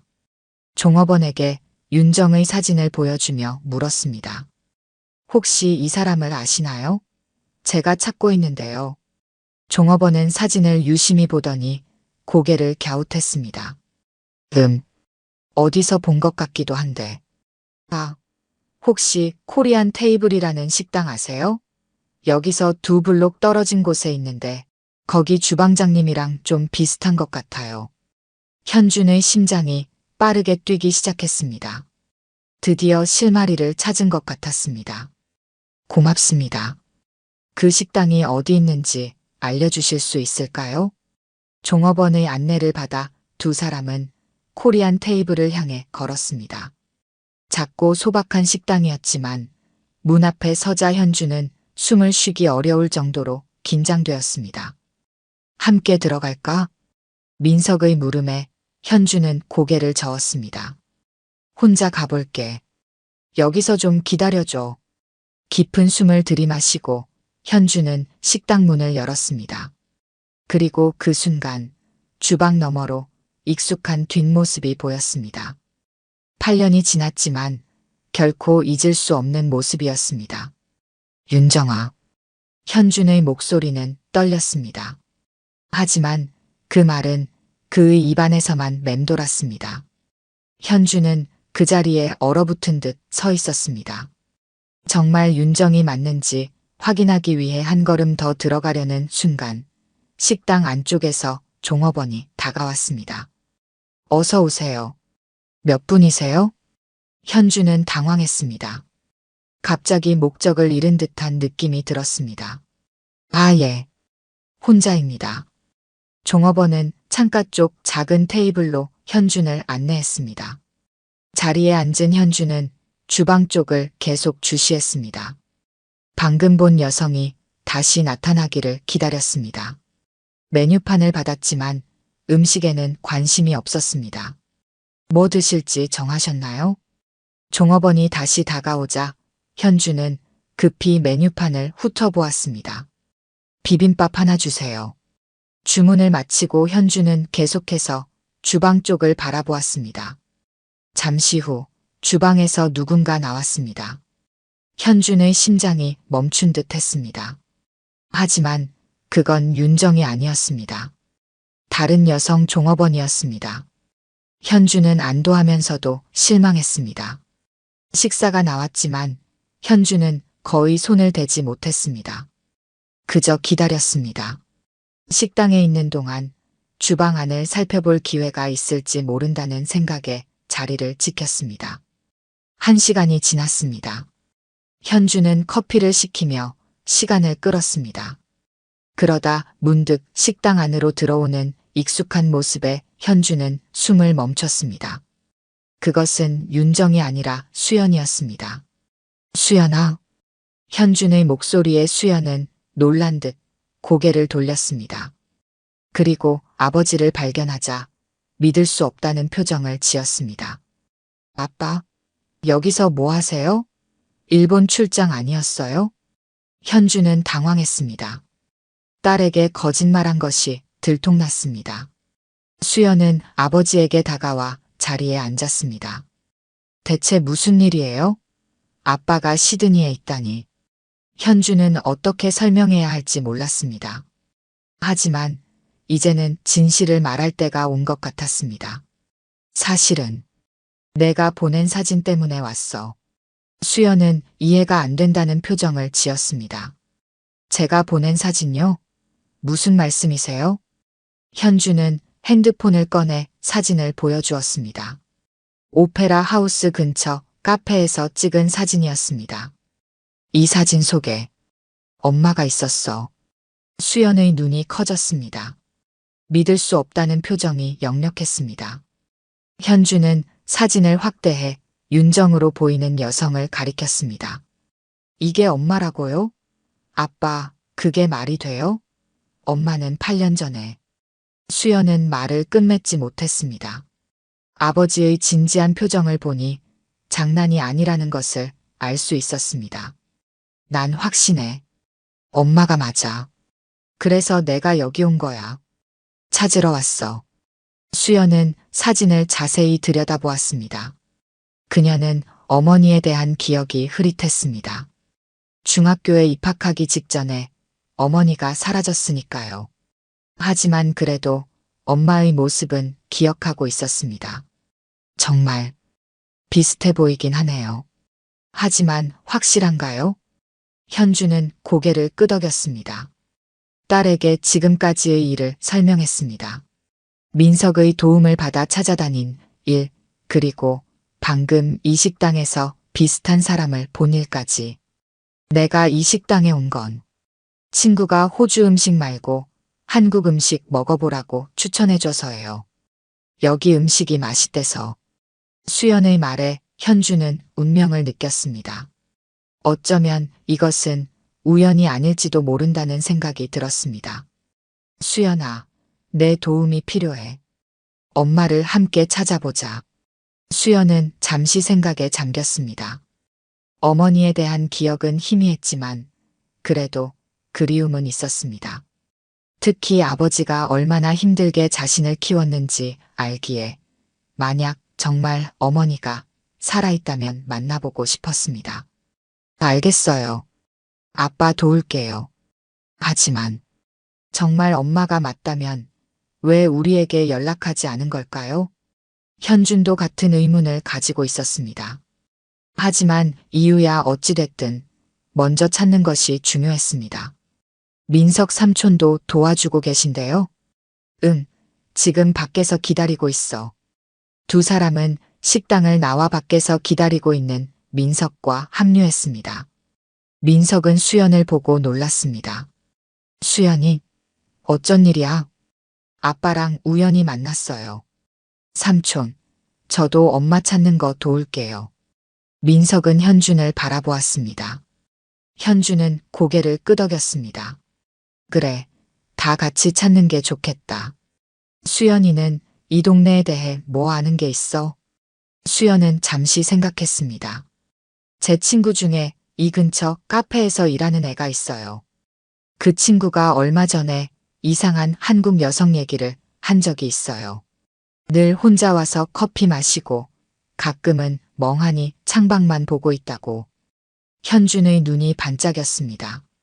또 다른 단서를 찾은 것 같았습니다. 그 카페가 어디야? 여기서 멀지 않아요. 제가 안내할게요. 세 사람은 수연의 안내에 따라 카페로 향했습니다. 걸어가는 동안 현주는 수연에게 물었습니다. 호주 생활은 어때? 적응 잘하고 있어? 네, 생각보다 재밌어요. 영어도 많이 늘었고 새로운 친구들도 사귀었어요. 다만 가끔은 아빠가 보고 싶었어요. 현주는 딸의 어깨를 감싸 안았습니다. 그동안 딸에게 모든 것을 해주지 못했다는 미안함이 있었습니다. 미안해, 수연아. 아빠가 더 자주 연락했어야 했는데. 아니에요. 아빠가 얼마나 바쁘신지 알아요. 아빠 혼자서 저 키우느라 고생 많으셨잖아요. 민석은 이 부녀의 모습을 보며 미소 지었습니다. 그리고 문득 수연에게 물었습니다. 그런데 수연아, 넌 엄마에 대한 기억이 많이 남아있어? 수연은 잠시 생각에 잠겼습니다. 많지는 않아요. 제가 12살 때 일이니까. 하지만 엄마의 웃음소리는 기억해요. 그리고 아침마다 머리를 묶어주던 손길도요. 가끔 꿈에서 엄마를 만나기도 해요. 현주는 딸의 말에 가슴이 아팠습니다. 윤정이 없는 시간 동안 수연은 많은 것을 놓쳤습니다. 사춘기를, 청소년기를, 그리고 성인이 되는 과정을. 그 모든 시간 동안 어머니의 손길이 필요했을 텐데. 저기에요, 그 카페. 수연이 가리킨 곳은 작고 아늑한 카페였습니다. 호주 특유의 분위기가 느껴지는 곳이었습니다. 세 사람은 카페에 들어갔습니다. 수연은 친구를 찾아 눈짓했습니다. 에밀리, 잠깐 얘기 좀 할 수 있어? 호주 여성인 에밀리는 수연을 보고 반갑게 미소 지었습니다. 그리고 현준과 민석을 보고 의아한 표정을 지었습니다. 이분은 제 아빠예요. 한국에서 오셨어요. 현준은 가벼운 미소로 인사했습니다. 수연은 친구에게 상황을 간략히 설명했습니다. 물론 모든 진실을 말하진 않았습니다. 단지 오래 못 만난 지인을 찾고 있다고만 했습니다. 아, 그 한국 여성 말이구나. 맞아. 일주일에 두세 번은 꼭 와. 항상 같은 자리에 앉아서 창밖을 보고 있어. 가끔은 무언가를 글로 쓰기도 해. 현준의 가슴이 뛰었습니다. 윤정이 글 쓰는 것을 좋아했다는 사실을 기억해냈습니다. 일기를 쓰거나 간단한 시를 쓰곤 했었습니다. 언제 오는지 알 수 있을까요? 현준이 물었습니다. 보통 오후에 와. 특히 화요일과 목요일에 자주 오는 것 같아. 오늘은 수요일이었습니다. 하루만 기다리면 윤정을 만날 수 있을지도 모른다는 생각에 현준은 기대와 불안이 교차했습니다. 고마워요, 에밀리. 세 사람은 카페를 나왔습니다. 이제 계획을 세워야 했습니다. 내일 이 카페에서 기다려볼까? 민석이 제안했습니다. 그게 좋겠어요. 하지만 너무 갑작스럽게 나타나면 엄마가 놀랄 수도 있잖아요. 수연의 말에 현주는 고개를 끄덕였습니다. 8년이라는 시간 동안 가족과 연락하지 않은 이유가 있을 테니 조심스럽게 접근하는 게 좋겠다고 생각했습니다. 해가 저물기 시작했습니다. 세 사람은 민석의 집으로 향했습니다. 내일을 위한 준비와 계획을 세우기 위해서였습니다. 내일 드디어 윤정을 만날 수 있을지도 모른다는 기대감에 현주는 마음이 복잡했습니다. 다음 날 아침 현주는 일찍 눈을 떴습니다. 잠을 제대로 이루지 못했습니다. 오늘 윤정을 만날지도 모른다는 생각에 가슴이 두근거렸습니다. 민석의 집 게스트룸 창문으로 들어오는 시드니의 아침 햇살이 새로운 하루의 시작을 알렸습니다. 아빠 일어나셨어요? 현준이 거실로 나오자 수연이 이미 아침을 준비하고 있었습니다. 어제 늦게까지 이야기를 나누다 수연도 민석의 집에서 묵기로 했었습니다. 응, 잘 잤어? 네, 근데 아빠는 별로 못 주무신 것 같네요. 눈에 다크서클이 생겼어요. 현주는 쓴웃음을 지었습니다. 딸의 관찰력은 예나 지금이나 여전했습니다. 긴장돼서 그런가 봐. 오늘 만약 엄마를 만난다면. 말을 잇지 못하고 현주는 창밖을 바라보았습니다. 8년이라는 시간 동안 그는 윤정을 많이 그리워했습니다. 하지만 막상 만난다고 생각하니 무슨 말부터 해야 할지 막막했습니다. 아빠, 너무 걱정하지 마세요. 우리가 함께 있을 거예요. 수연의 따뜻한 위로에 현주는 고개를 끄덕였습니다. 이때 민석이 나왔습니다. 둘 다 일찍 일어났네. 오늘 계획은 어떻게 되지? 세 사람은 아침을 먹으며 오늘의 계획을 세웠습니다. 에밀리가 말한 대로 윤정이 주로 오는 시간인 오후에 카페에서 기다리기로 했습니다. 그전에는 록스 지역을 더 살펴보기로 했습니다. 어제 본 코리안 테이블 식당도 다시 가봐야 할 것 같아요. 제가 잠깐 들어갔을 때 주방에서 누군가를 봤거든요. 현준의 말에 수연과 민석은 고개를 끄덕였습니다. 아침 식사를 마치고 세 사람은 록스 지역으로 향했습니다. 코리안 테이블 식당은 아직 영업 전이었습니다. 문은 닫혀 있었지만 안에서 준비하는 모습이 보였습니다. 현주는 조심스럽게 창문을 통해 안을 들여다보았습니다. 누가 있나요? 사람은 보이는데 어제 본 그 사람은 아닌 것 같아. 실망한 세 사람은 주변을 더 살펴보기로 했습니다. 한 블록을 걷다가 민석이 갑자기 멈춰 섰습니다. 저기 봐. 작은 아시안 마켓이야. 작은 식료품점이 보였습니다. 한국 식품을 비롯한 아시안 식재료를 파는 곳이었습니다. 세 사람은 가게 안으로 들어갔습니다. 현주는 곧바로 카운터에 있는 중년 여성에게 다가갔습니다. 안녕하세요. 혹시 이 사람을 아시나요? 현주는 핸드폰에 저장된 윤정의 사진을 보여주었습니다. 여성은 사진을 자세히 보더니 미소를 지었습니다. 아, 이 사람 알아요. 이윤정 씨죠? 가끔 우리 가게에 와요. 한국 식재료 사러 오는데 특히 고춧가루랑 된장을 자주 사가요. 현준의 심장이 빠르게 뛰기 시작했습니다. 드디어 확실한 증거를 찾은 것입니다. 윤정이 정말로 여기 살고 있었습니다. 자주 오나요? 네, 한 달에 2-3번은 오는 것 같아요. 아마 식당 하시는 것 같더라고요. 식당이요? 네, 한 번은 대화 중에 식당 얘기를 하시더라고요. 테이스트 오브 서울인가. 그런 이름이었어요. 세 사람은 서로를 바라보았습니다. 테이스트 오브 서울. 코리안 테이블과는 다른 식당이었습니다. 그 식당이 어디 있는지 아세요? 록스 끝쪽에 있을 거예요. 한국 가정식 전문점이라고 들었어요.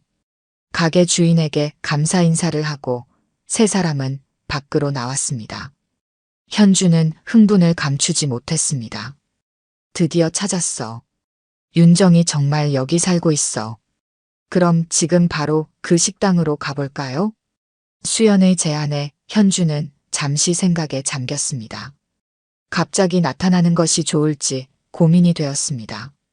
에밀리가 말한 카페에서 먼저 기다려보는 게 어떨까? 거기서 우연을 가장에 만나는 게 덜 부담스러울 것 같아. 민석의 의견에 모두 동의했습니다. 세 사람은 수연의 친구 에밀리가 일하는 카페로 향했습니다. 카페에 도착하자 에밀리가 반갑게 맞이했습니다. 어서 와, 수연아. 오늘은 세 분이 다 오셨네. 응. 혹시 그 한국 여성 오늘도 왔었어? 아직은 안 왔어. 보통 이 시 이후에 오거든. 시계를 확인하니 아직 11시였습니다. 세 사람은 카페 구석자리에 앉아 기다리기로 했습니다. 창가에 앉아 밖을 내다보며 시간을 보냈습니다. 윤정이 이곳에서 뭘 하고 살았을까? 현주는 생각에 잠겼습니다. 8년이라는 시간 동안 윤정은 어떤 삶을 살았을까? 왜 가족에게 연락하지 않았을까? 의문이 꼬리에 꼬리를 물었습니다. 아빠, 혹시 엄마가 기억상실증 같은 거 걸렸을까요? 드라마에서 보면 그런 경우도 있잖아요. 수연의 질문에 현주는 고개를 갸웃했습니다. 가능성은 있었습니다. 제주도에서 실종됐을 때 무슨 일이 있었는지 아무도 모르니까요. 시간이 천천히 흘렀습니다. 점심을 먹고 다시 카페로 돌아와 기다렸습니다. 2시가 지나고 3시가 되었지만 윤정은 나타나지 않았습니다. 현주는 초조해지기 시작했습니다. 오늘은 안 오는 건가? 참을성을 가져. 아직 시간 있어. 민석의 위로에 현주는 고개를 끄덕였습니다. 하지만 마음은 점점 더 불안해졌습니다. 시간은 사실을 향해 갔습니다. 그때였습니다. 카페 문이 열리고 한 여성이 들어왔습니다. 현주는 그 순간 숨을 쉴 수 없었습니다. 윤정이었습니다. 8년이 지났지만 그녀를 알아보는 데는 1초도 걸리지 않았습니다. 윤정은 카페 안을 둘러보지 않고 곧바로 창가 자리로 향했습니다. 현준, 수연, 민석이 앉아있는 테이블과는 반대편이었습니다. 그녀는 책을 꺼내 읽기 시작했습니다. 엄마야. 수연의 목소리가 떨렸습니다. 어린 시절의 기억 속 어머니의 모습이 눈앞에 있었습니다. 수연은 자리에서 일어나려 했지만 현준이 손으로 말렸습니다. 내가 먼저 가볼게. 현준은 심호흡을 하고 천천히 윤정의 테이블로 향했습니다. 8년 동안 수없이 상상했던 순간이 드디어 현실이 되었습니다. 윤정의 테이블 앞에 선 현주는 떨리는 목소리로 말했습니다. 윤정아. 윤정은 책에서 눈을 떼고 천천히 고개를 들었습니다. 그리고 현준을 보는 순간 그녀의 얼굴에서 모든 혈색이 사라졌습니다. 책을 떨어뜨렸고 손이 떨리기 시작했습니다. 어떻게? 여기. 윤정의 목소리는 현준이 기억하던 그대로였습니다. 하지만 그녀의 눈빛은 달랐습니다. 놀라움과 공포 그리고 슬픔이 뒤섞인 복잡한 감정이 그녀의 눈에 담겨 있었습니다. 우연히 내가 여기 있다는 걸 알게 됐어. 현주는 윤정의 반응을 살피며 조심스럽게 말을 이었습니다. 내가 살아있다는 걸 알게 돼서 너무 기뻐. 윤정은 반응하지 않았습니다. 그저 현준을 바라볼 뿐이었습니다. 그때 수연이 다가왔습니다. 엄마. 수연의 목소리에 윤정의 시선이 옮겨갔습니다. 그녀의 눈에 눈물이 고였습니다. 수연이, 너 이렇게 컸구나. 윤정의 목소리가 떨렸습니다. 하지만 곧 그녀는 감정을 추스르고 표정을 굳혔습니다. 미안해요. 하지만 저는 당신들을 모릅니다. 윤정은 자리에서 일어나 서둘러 가방을 챙겼습니다. 현주는 당황했습니다. 윤정아, 무슨 소리야? 우리 가족이잖아. 제발 저를 내버려 두세요. 저는 당신들이 누구인지 모릅니다. 윤정은 급히 카페를 빠져나가려 했습니다. 현주는 그녀의 팔을 잡았습니다. 윤정아, 제발. 놓으세요. 윤정의 목소리가 높아졌습니다. 카페 안의 사람들이 이쪽을 바라보기 시작했습니다. 민석이 다가와 현준의 어깨를 두드렸습니다. 지금은 그만두자. 사람들이 보고 있어. 현준은 천천히 윤정의 팔을 놓았습니다. 윤정은 더 이상 말없이 카페를 나갔습니다. 엄마. 수연이 윤정을 따라 나가려 했지만 현준이 말렸습니다. 지금은 그냥 두자. 분명 이유가 있을 거야. 세 사람은 충격에 빠진 채 자리로 돌아왔습니다. 윤정을 만났지만 예상과는 너무 다른 반응이었습니다. 윤정은 그들을 알아보면서도 모른 척했습니다. 왜 그러는 걸까요? 분명 우리를 알아봤는데. 수연의 목소리에는 상처가 묻어났습니다. 어머니를 만났지만 오히려 더 큰 상처를 받은 것 같았습니다. 뭔가 이유가 있을 거야. 윤정이가 그냥 우리를 피할 이유는 없어. 현주는 자신의 말이 맞길 바랐습니다. 하지만 윤정의 차가운 반응은 그를 혼란스럽게 했습니다. 아까 그 가게 주인이 말한 식당으로 가보자. 테이스트 오브 서울. 거기서 더 알아낼 수 있을지도 몰라. 민석의 제안에 현준과 수연은 고개를 끄덕였습니다. 아직 포기하기에는 너무 이른 시간이었습니다. 윤정을 찾았으니 이제 그녀가 8년 동안 무슨 일이 있었는지 알아내야 했습니다. 세 사람은 카페를 나와 테이스트 오브 서울을 찾아 나섰습니다. 윤정이 피하고 있다면 그녀에게는 분명 이유가 있을 것입니다. 그리고 그 이유를 찾는 것이 현준의 새로운 목표가 되었습니다. 테이스트 오브 서울 식당은 록스 지역 끝자락에 위치해 있었습니다. 작지만 아담한 한식당이었고 문 앞에는 한글과 영어로 메뉴가 적혀 있었습니다. 세 사람은 잠시 망설이다 안으로 들어갔습니다. 식당 안은 한국적인 분위기로 꾸며져 있었습니다. 나무 테이블과 작은 화분들, 벽에는 한국의 풍경 사진이 걸려 있었습니다. 점심시간이 지난 오후라 손님은 많지 않았습니다. 어서 오세요. 중년 여성이 반갑게 맞이했습니다. 현주는 조심스럽게 물었습니다. 혹시 이윤정 씨를 아시나요? 여성의 표정이 순간 굳었습니다. 그녀는 세 사람을 자세히 살폈습니다. 손님들은 누구시죠? 저는 강현준이고 이윤정의 남편입니다. 이 아이는 우리 딸 수연이고요. 여성은 잠시 망설이다 말했습니다. 윤정 씨는 지금 여기 없어요. 오늘은 나오지 않았어요.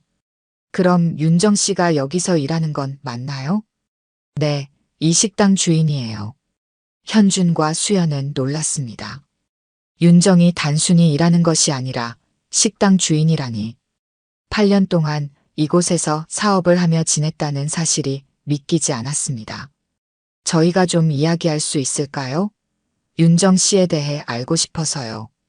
여성은 머뭇거리다가 고개를 끄덕였습니다. 잠시만 기다려주세요. 여성은 주방으로 들어갔습니다. 잠시 후 다시 나와 세 사람을 식당 뒤편 작은 사무실로 안내했습니다. 저는 박미경이라고 해요. 윤정 씨의 오랜 친구예요. 미경은 차를 내어주며 말했습니다. 현주는 감사하다는 인사를 하고 차를 받았습니다.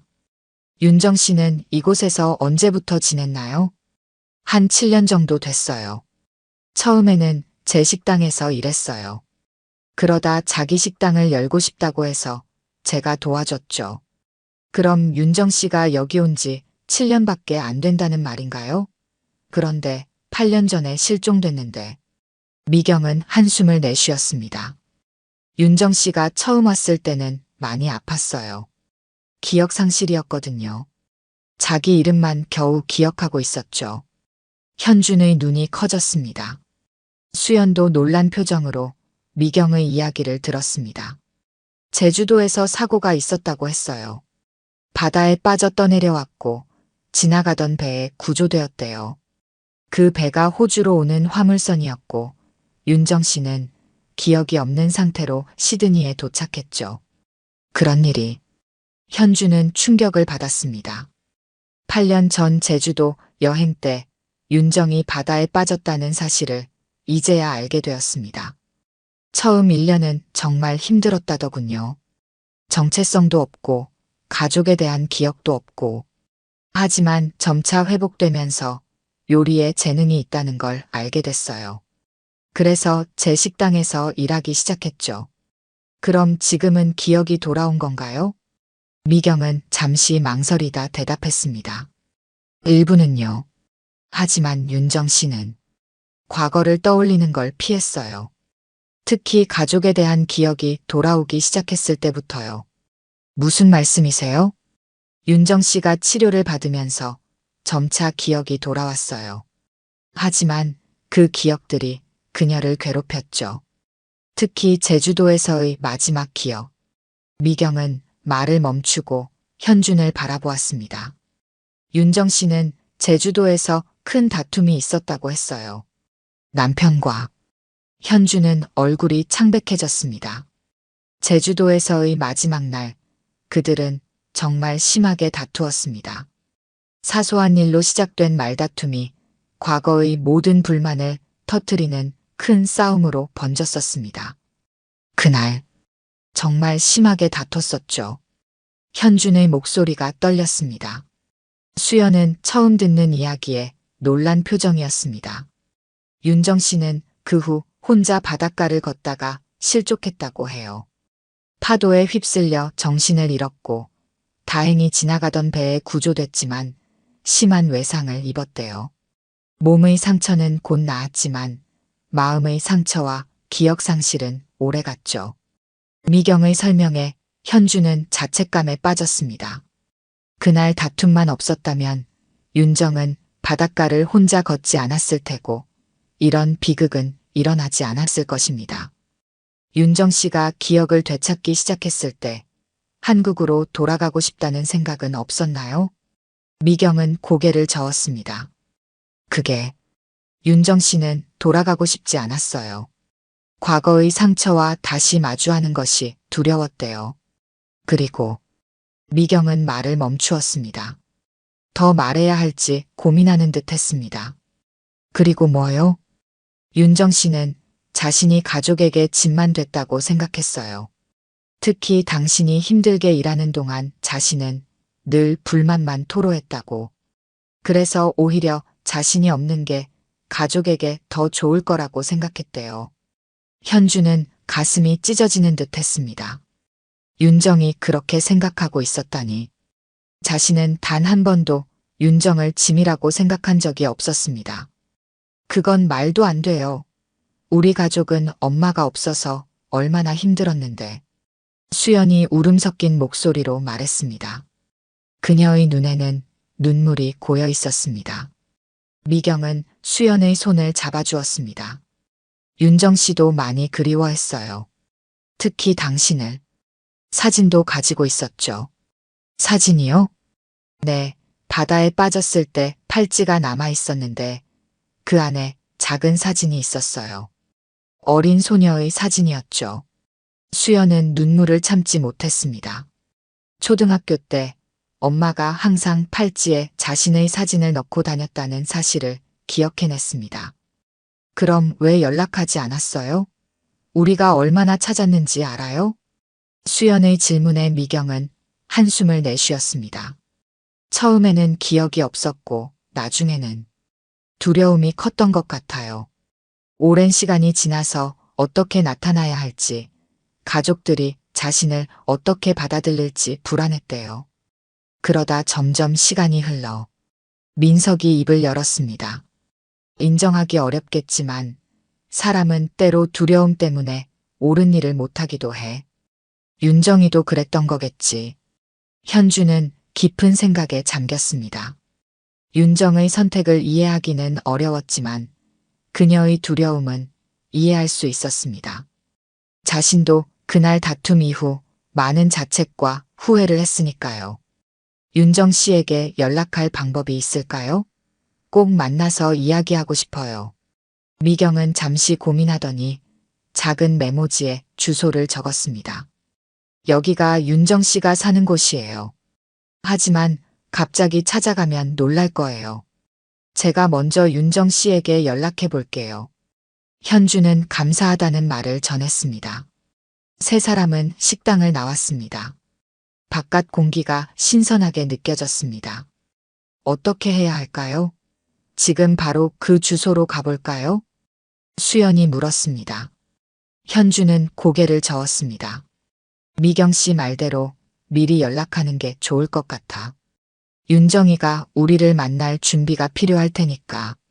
세 사람은 민석의 차로 돌아왔습니다. 차 안에서 현주는 윈도우를 내리고 바람을 쐬었습니다. 마음이 복잡했습니다. 윤정이 살아있다는 안도감과 그녀가 8년 동안 혼자 힘들게 지냈다는 사실에 대한 미안함이 뒤섞였습니다. 아빠, 엄마가 우리를 만나줄까요? 수연의 물음에 현주는 고개를 끄덕였습니다. 만날 거야. 이번에는 놓치지 않을 거니까. 민석의 집으로 돌아가는 길 현준의 핸드폰이 울렸습니다. 낯선 번호였습니다. 여보세요? 강현준 씨인가요? 저 박미경이에요. 네, 맞습니다. 윤정 씨와 연락이 닿았어요. 처음에는 만나기 싫다고 했지만 제가 설득했어요. 내일 저녁 7시 우리 식당 문 닫은 후에 만나기로 했어요. 현주는 가슴이 뛰었습니다. 정말 감사합니다. 꼭 가겠습니다. 전화를 끊고 현주는 수연과 민석에게 소식을 전했습니다. 내일 저녁에 윤정이를 만나기로 했어. 수연의 눈에 기쁨이 번졌습니다. 정말요? 드디어 엄마를 만날 수 있는 거예요? 그래. 하지만 너무 기대하지 말자. 윤정이가 어떤 마음일지 우리는 모르니까. 민석의 집에 도착했을 때는 이미 저녁이 되어 있었습니다. 세 사람은 함께 저녁을 준비하며 내일의 만남에 대해 이야기했습니다. 아빠, 저는 엄마에게 뭐라고 해야 할까요? 8년이 지났는데. 그냥 내 마음을 이야기하면 돼. 억지로 꾸미지 말고. 수연은 고개를 끄덕였습니다. 오랫동안 그리워했던 어머니를 만날 생각에 설레면서도 긴장됐습니다. 밤이 깊어갔습니다. 현주는 침대에 누워 천장을 바라보았습니다. 내일이면 윤정을 만나게 됩니다. 8년이라는 긴 시간 동안 그는 윤정 없이 살아왔습니다. 이제 그녀가 돌아올 수 있을까요? 아니면 다시 이별을 해야 할까요? 현주는 오랜만에 윤정과의 추억을 떠올렸습니다. 처음 만났던 대학 동아리, 설레던 첫 데이트, 결혼식 날의 행복한 미소, 수연이 태어났을 때의 기쁨, 그리고 마지막으로 다퉜던 그날. 미안해, 윤정아. 내가 더 이해해줬어야 했는데. 현주는 속삭였습니다. 내일은 새로운 시작이 될지도 모릅니다. 아니면 진짜 이별의 시간이 될지도 모릅니다. 어떤 결과가 되든 현주는 윤정에게 진심을 전하기로 마음먹었습니다. 창밖으로 시드니의 밤하늘이 반짝였습니다. 낯선 도시에서 우연히 찾게 된 오래된 인연. 현주는 내일의 만남을 기대하며 눈을 감았습니다. 다음 날 저녁 현준과 수연은 테이스트 오브 서울 식당 앞에 서 있었습니다. 민석은 둘에게 시간을 주기 위해 함께 오지 않았습니다. 식당 문에는 휴업이라는 팻말이 걸려 있었습니다. 긴장되네요. 수연이 현준의 팔을 잡았습니다. 현준도 마음이 복잡했습니다. 시계는 저녁 7시를 가리키고 있었습니다. 들어가 볼까? 현준이 조심스럽게 문을 두드리자 박미경이 문을 열었습니다. 오셨군요. 들어오세요. 식당 안은 조용했습니다. 테이블 하나에 윤정이 앉아 있었습니다. 그녀는 긴장한 표정으로 손가락을 꼼지락거리고 있었습니다. 현준과 수연이 다가가자 윤정은 천천히 고개를 들었습니다. 오랜만이네요. 윤정의 목소리는 작았지만 단호했습니다. 현준과 수연은 윤정 맞은편에 앉았습니다. 미경은 차를 내어주고 주방으로 들어갔습니다. 윤정아. 현준은 무슨 말을 해야 할지 몰랐습니다. 준비해온 말들이 머릿속에서 사라졌습니다. 살아있어서 다행이에요. 간단한 말이었지만 현준의 진심이 담겨 있었습니다. 윤정은 잠시 눈을 감았다 떴습니다. 미경이 모든 걸 말해줬죠? 네, 제주도에서 있었던 일. 정말 미안해요. 윤정은 고개를 젓더니 천천히 말했습니다. 미안할 건 없어요. 그건 사고였으니까요. 하지만 제가 그렇게 심하게 다투지 않았다면 둘 다 잘못했어요. 그리고 저는 이제 그 일을 다시 떠올리고 싶지 않아요. 수연은 조용히 어머니를 지켜보았습니다. 어린 시절 기억 속의 엄마와는 달랐지만 분명 같은 사람이었습니다. 엄마. 수연의 목소리에 윤정의 눈에 눈물이 고였습니다. 많이 컸구나. 예쁘게 잘 자랐네. 윤정은 수연의 손을 잡으려다 멈췄습니다. 아직은 조심스러웠습니다. 하지만 수연이 먼저 다가가 어머니의 손을 잡았습니다. 엄마가 보고 싶었어요. 정말 많이. 윤정의 눈에서 눈물이 흘렀습니다. 8년간 눌러왔던 감정이 터져나왔습니다. 미안해, 수연아. 엄마가 내 곁에 있어주지 못해서. 현주는 두 사람을 지켜보며 눈물을 참았습니다. 오랜 시간이 지났지만 모녀의 정은 그대로였습니다. 왜 연락하지 않았어요? 우리가 얼마나 찾았는지. 수연의 물음에 윤정은 한숨을 내쉬었습니다. 처음에는 기억이 없었고 나중에는 두려웠어. 오랜 시간이 지난 후에 어떻게 나타나야 할지, 너희가 나를 어떻게 생각할지. 현준이 말했습니다. 우리는 계속 기다렸어요. 당신이 살아있다는 희망만으로도. 윤정은 눈물을 닦았습니다. 그리고 가방에서 작은 상자를 꺼냈습니다. 이건 내가 8년 동안 모은 것들이에요. 상자 안에는 작은 메모와 신문 스크랩, 그리고 사진들이 있었습니다. 한국 신문에 실린 수연의 대학 입학 소식, 인터넷으로 찾아본 현준의 회사 소식 등이 있었습니다. 당신들을 잊은 적은 없어요. 현준과 수연은 윤정이 그들을 멀리서나마 지켜보고 있었다는 사실에 놀랐습니다. 윤정은 수연에게 물었습니다. 호주 생활은 어때? 재미있어요. 영어도 늘고 새로운 친구들도 사귀었어요. 두 사람은 이야기를 나누기 시작했습니다. 어색함은 조금씩 사라졌고 모녀 사이의 대화는 자연스러워졌습니다. 현주는 윤정에게 물었습니다. 이제 어떻게 할 생각이에요? 윤정은 잠시 생각에 잠겼습니다. 아직은 잘 모르겠어요. 갑자기 모든 게 바뀌어서. 서두를 필요 없어요. 천천히 생각해도 돼요. 일주일이 지났습니다. 현주는 회사에 장기 휴가를 신청했고 시드니에 머물며 윤정, 수연과 시간을 보내고 있었습니다. 민석의 집에서 지내며 매일 윤정의 식당에 들러 함께 시간을 보냈습니다. 오늘은 본다이 비치에 함께 나왔습니다. 푸른 바다를 배경으로 세 사람은 천천히 해변을 걸었습니다. 수연은 앞서 걸으며 조개 껍데기를 줍고 있었습니다. 시드니 생활이 행복했나요? 현준이 윤정에게 물었습니다. 처음엔 힘들었지만 나중엔 나름대로 안정을 찾았어요. 하지만 항상 무언가 빠진 느낌이었죠. 윤정은 수연을 바라보며 미소 지었습니다. 수연이가 정말 잘 자랐네요.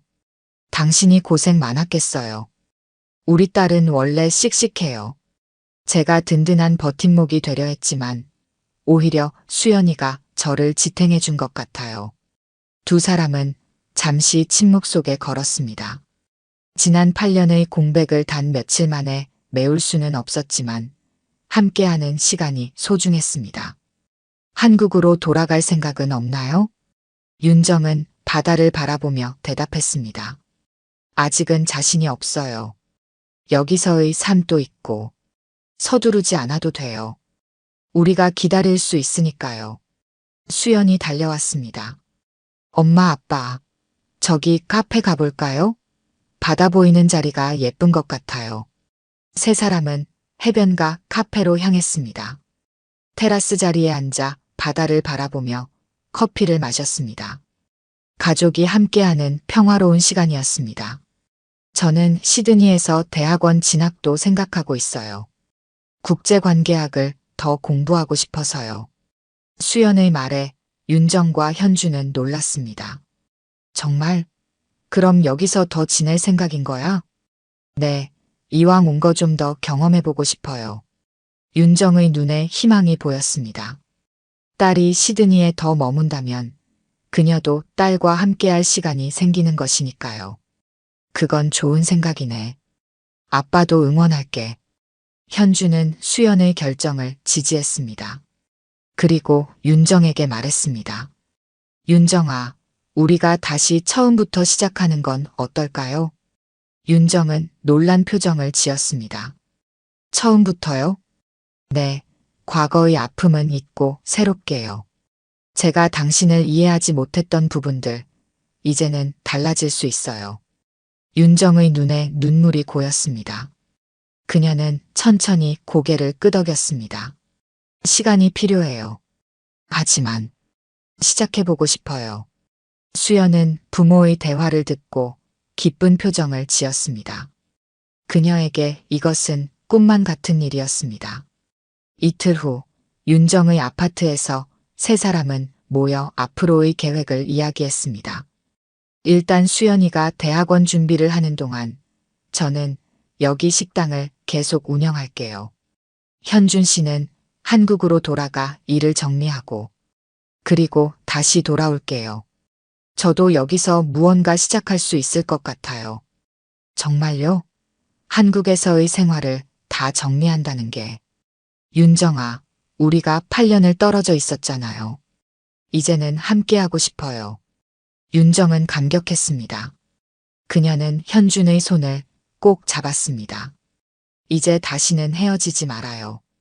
수연은 부모의 모습을 보며 미소 지었습니다. 오랜 시간이 지났지만 그들의 사랑은 여전했습니다.